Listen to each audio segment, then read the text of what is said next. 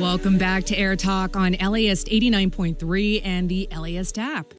For thousands of years, people have been captivated by the tale of Odysseus and his long journey home from the Trojan War.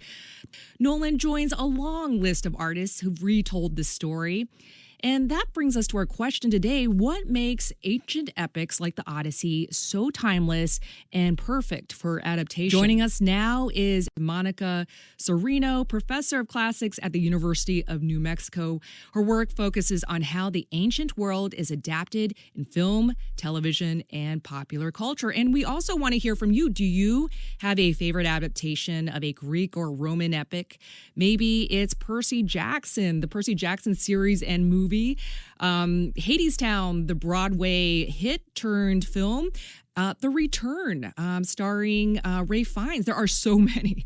Give us a call at 866-893-5722, 866-893-5722, or you can email us at atcomments@laist.com.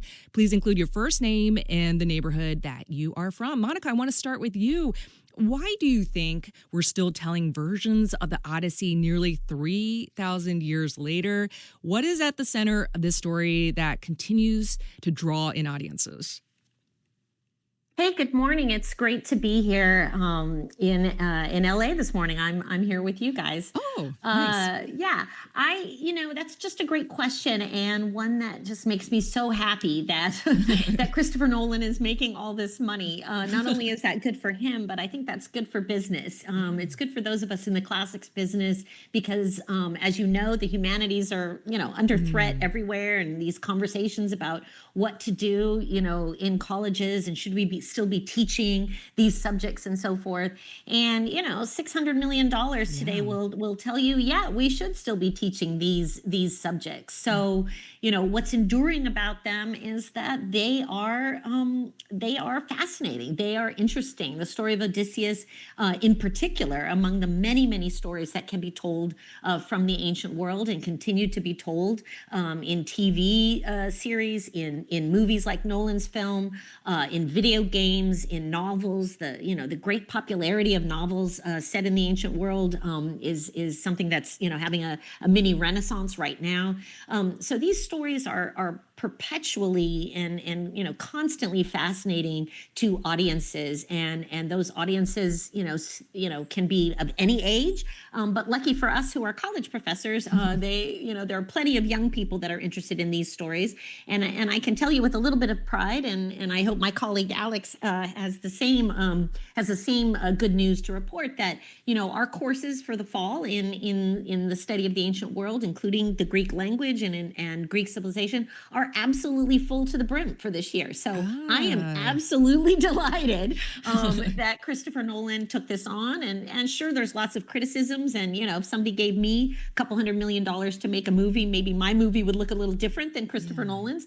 But I'm just delighted that we're having this conversation and that it's having this sort of impact, with people discussing it, with people, buying books, buying translations of the Odyssey, signing up for classes to read it in the original or to read it, in English with a bunch of other, interested parties. So this is just great.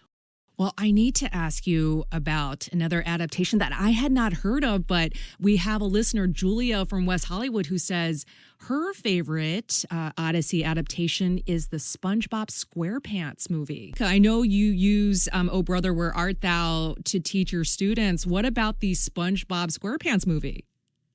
Well, although I keep getting older than my students, they don't get any younger. So some of them, maybe it seems that way to me, but some of them, bring up the SpongeBob. I absolutely adore SpongeBob. There also is, of course, for those of us of a certain age and a certain demographic, there also is a brilliant Simpsons parody. I don't even know if you'd call it a parody because it's such an important text in and of itself. Of course, you've got Homer Simpson, so you've already got the little call out of another famous Homer Homer, or another Homer that we're all familiar with, Homer Simpson. And so there's also an absolutely brilliant and just spectacularly animated sequence in one of the Simpsons episodes a few years back. There's also, of course, if we're sticking with children's stuff, or not children, I won't ghettoize it that way, but if we're sticking with sort of, fun animated stuff, there's also the Wishbone Odyssey episode as well. So, but yeah, the SpongeBob Odysseus parallel,